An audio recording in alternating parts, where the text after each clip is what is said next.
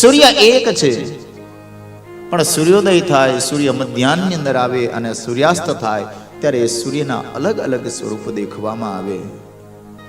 એવી રીતે પરમાત્મા એક છે. એકોહમ બહુશ્યામ, આ એકમાંથી એને વિસ્તાર કરેલો છે સાહેબ.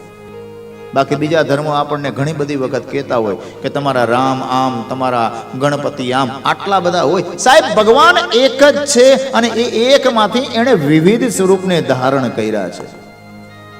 એ ધર્મવાળાને જે આપણા ધર્મનું અપમાન કરતા હોય ને એને કહેજો કે અમારા એક જ છે. સૂર્ય એક હોય એમ પરમાત્મા એક છે.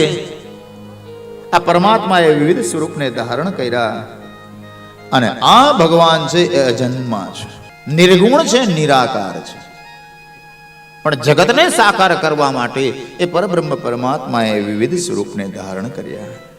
આત્માને સ્થાયી કર્યો છે સાહેબ, મનને હરિની અંદર પરોવ્યો છે અને છેલ્લી ઘડીના રામ રામ પિતામહ ભીષ્મએ કર્યા.